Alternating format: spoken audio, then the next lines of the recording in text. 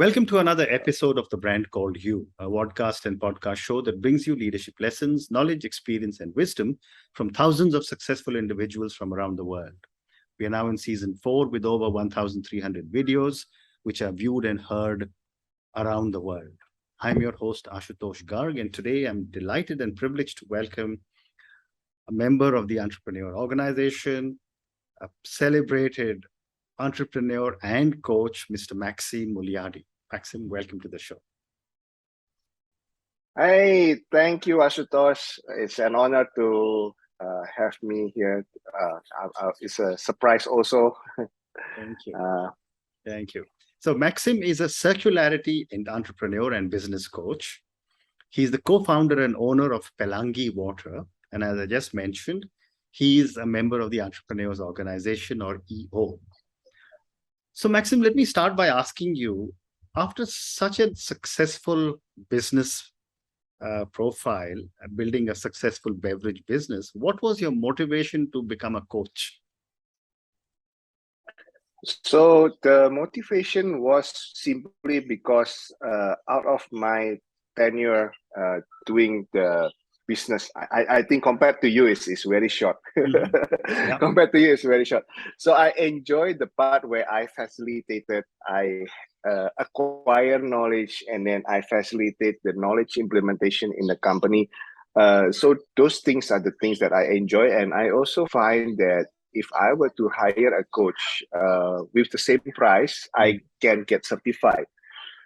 So I just basically wanted to live my passion, and hence I make the decision, why not I'll experiment I'll step down as a CEO, settle things in my company, and then let's start building the coaching and how it goes out, So the journey was like slightly before pandemic, I make that decision. Wonderful. Then pandemic happened, yeah. Wonderful. And, you have positioned yourself by defining brand of a leader. Help me understand what you mean. Brand of a leader. So brand of a leader was a term coined by my friend Marina, which I believe you have interviewed her. So that the brand of a leader, that is for me, when I see myself being a story brand guide also, so I see a leader role as a guide. So whether my customer or is it going to be my team, they are the hero. So the brand of a leader is basically like the branding of Gandalf or the branding of a Yoda. So that's the way I simply put it in a pop culture way. I understand. Yeah. So let's now move to your role as an entrepreneur and business coach. You call yourself a circularity entrepreneur. What does this mean? And help me understand with some examples. Yeah. So the revelation, this transformation or the shifting in the mindset came when I first have my first daughter, which is 2019. I just finished a meditation retreat. Somehow I was meditating in my room, and I thought to myself, if 50 years down the road pass along, will my daughter get to see the same blue sky? Will get to breathe as good quality of oxygen? Apparently, I mean, looking at the trend, the temperature of the world keep on rising, and then like the renewable energy, yeah, I mean, they have a lot of massive initiative, but the fossil fuel is still there. So there's a concern, and of course, it was even more concerning when I start seeing ice rain in Indonesia. This is two-season country, ice rain. And if you see any apocalyptic related movie like 2012, it all started with ice rain. Yes. So that that pursue, I mean, that gives me this revelation that when I do business, it cannot just be, for profit alone. It has, I mean, I take this from a Balinese philosophy. They call it the Trihita Karana. Means harmony with God, people, and nature. So I take that into part of my personal purpose, and that's I want to build a company out of that soul expression. That is the kind of company that I want to build. Company that's harmony with God, people, and nature. So of course, in a more like a ESG Yeah. language, there will be the people, profit, and planet, which is already there's a governing framework. So the word circularity is both it's ancient and yet futuristic, Correct. because there is a singularity. There's a certain group of people who believe that one day everything's gonna converge into a singularity with all the exponential technology. But also circular. Although circular economy is like quite recent, but the circular motion. I practice qigong, so it's part of it. It's like circular motion. You can find circle everywhere. So it relates with the notion of soul expansion. So it's like if I were to start my soul journey, I know this much about myself. Correct. As I expand my awareness in a circular motion, I have a bigger awareness, which is to my surrounding, to the planet, and all that. So hence, this is the idea or the philosophy behind circularity. Fantastic. And you have been an entrepreneur, built a successful business. How has your background supported your coaching philosophy, your style, and your values? Yeah. So I'm the firstborn of in my family. So I have two younger brothers. After I graduated from university, it's something that my father don't agree that I should work somewhere else, immediately jump. Okay. And both my mom and dad are from family of entrepreneurs. So I guess entrepreneurs is in the blood. And although my dad do business his own way, I'm doing business my own way. So I guess it discovery as the entrepreneur. So that is the background. I think because seeing my father always work hard, and knowing his thing. So me and him have a different way of learning. My mom become more like a supporting role. She don't follow her dad footsteps to become entrepreneur. But just looking at my dad alone, like the essence of really working hard, and he always said, that everything I do is for the children, is for you guys, So there is also a nuance about legacy being left behind.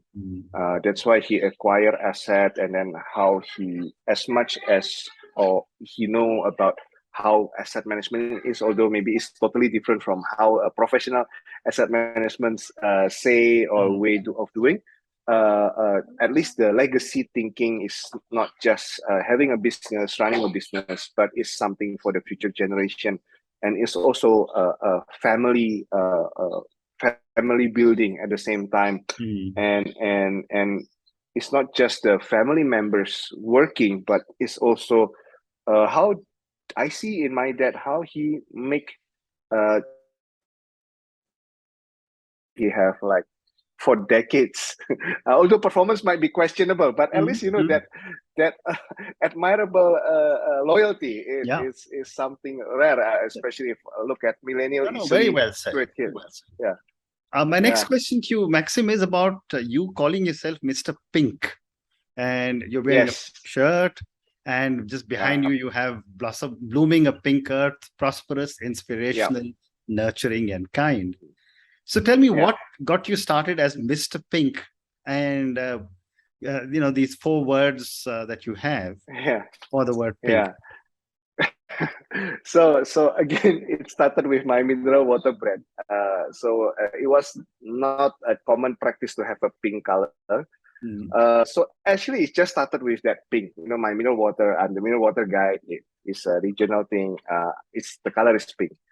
So slowly after I got that transcendence moment in 2019, I think I don't think just a color. I want to put a meaning into beyond just this color. So what will it be? and how does it relate with what I'm doing and what is my sole agenda with this. So it become like a mission, so if my purpose was to seize every moment of now, to embrace and to become the infinite abundant magnificent soul that I am, means the I am stands for infinite abundant magnificent. So how am I going to do that? I'm going to do three things. I'm going to prosper, inspire, and nurturing kindness. So being is the manifestation of the color. The prosper, inspire, and nurturing kindness is the action to do it. And what is the vision? Is basically a world of inspirational unity.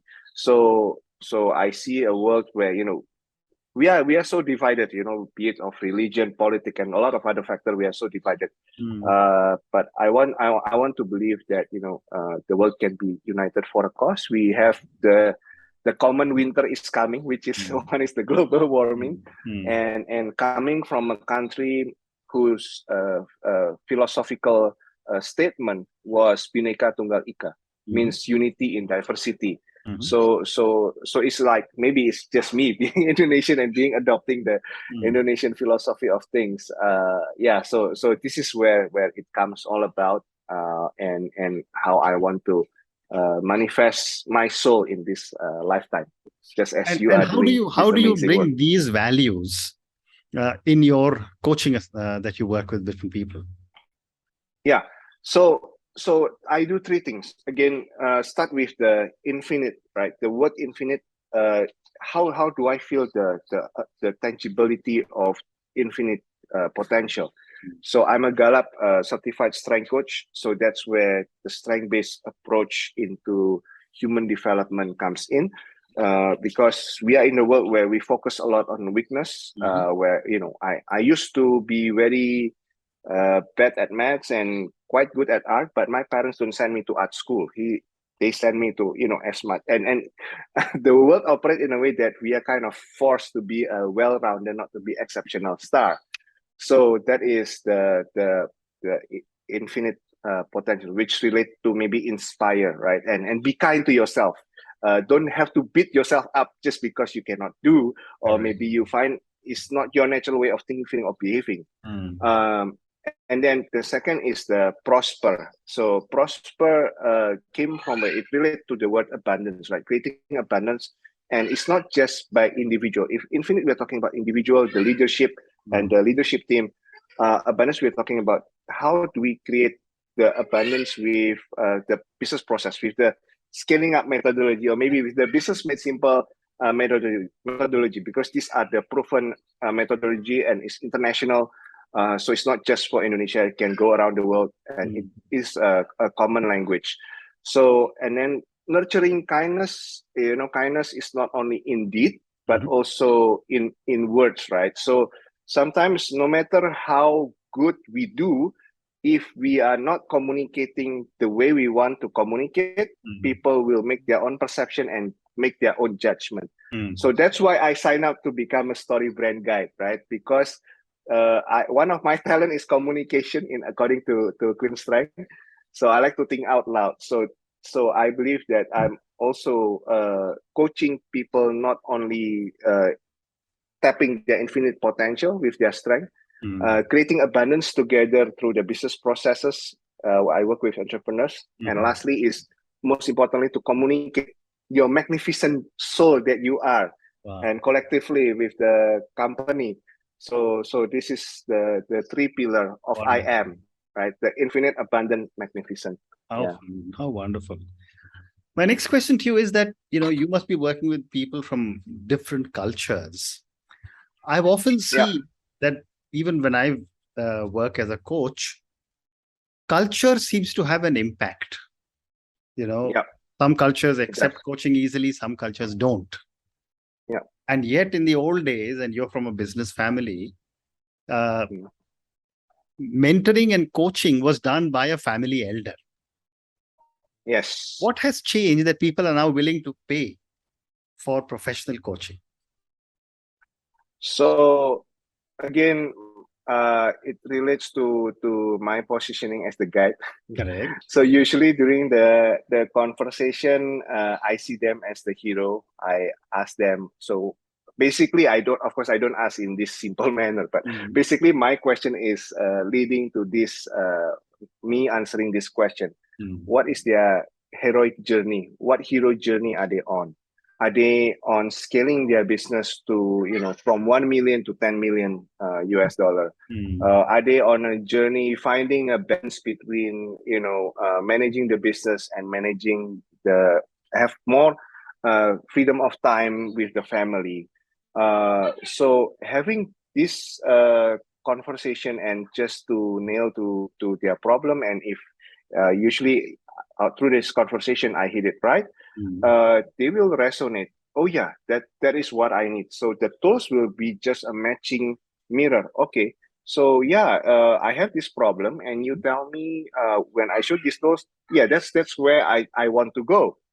Then can you be my guide? So it's like asking Yoda, hey, I want to master the Force. Can you teach me the way of the Force? Or I want to take the ring to Mordor. So can you show me the way? Yeah. So that's how Very it interesting. kind of works.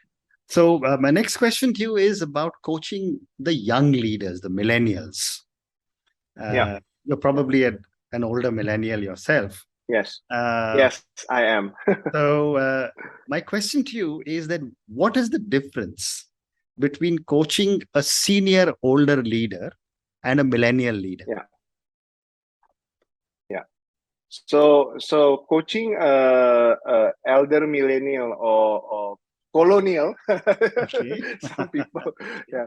So I mean, because they are very experienced. I mean, like these people are probably more experienced. They see and eat more salt than I drink water throughout my life. Yeah.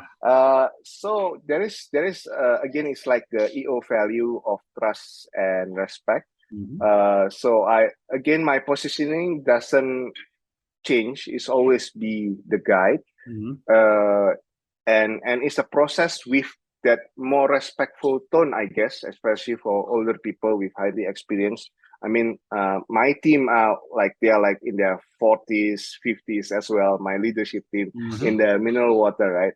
So I get to experience that and really treating them with, or speaking to them with respect and dignity, not as if okay, I know this knowledge, so you have to follow me. So having that dynamic dance and having that conversation to extract the nuggets of wisdom of their experience, that will be the amazing experience, and co-creating something from there that can directly impact the business, that produce a fruitful or solve a problem in the company. So that's usually with the older people. Whereas millennials, sometimes they also can be like that also, right?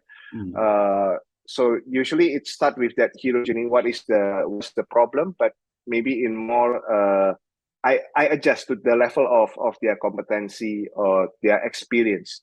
So sometimes I can be more of a mentor to them rather than a coach when they need more knowledge.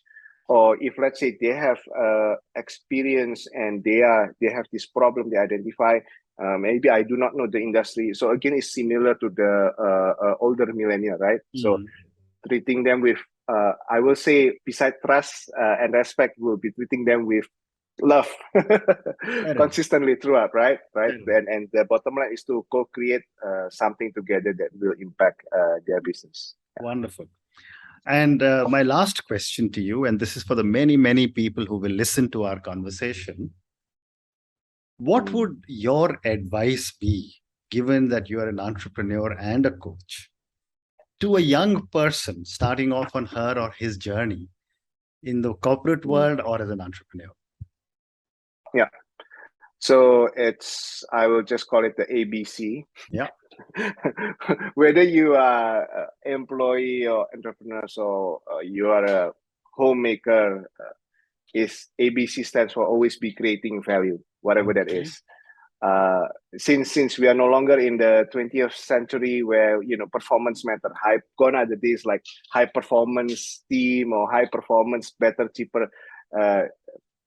It can be still important part of it, but the essence is always be creating value based on your strength, based on your talent, your natural way of thinking, feeling, or behaving. So it is easier to create value that way. And it's one thing to create value as individual. It's another thing to work together with many others to collaboratively create value that make the world a better place. So maybe if entrepreneur, right, of course you master resources to make things happen, but maybe a homemaker creating value is just nurturing children with love and being patient. Very interesting. And on that note, Maxim, always be creating value, the ABC of all success that we've got as a mantra from our good friend Maxim. Thank you so much for speaking to me. Thank you for talking to me about an amazing journey, about everything that you're doing as an entrepreneur and as a coach, and all the great work you're doing in supporting so many people. Thank you for speaking to me, and good luck. Thank you so much. Thank you. Thank you so much, Asutosh, for having me. Thank you for listening to the Brand Called You videocast and podcast, a platform that brings you knowledge, experience, and wisdom of hundreds of successful individuals from around the world. Do visit our website www.tbcy.in to watch and listen to the stories of many more individuals. You can also follow us on YouTube, Facebook, Instagram, and Twitter. Just search for the Brand Called You.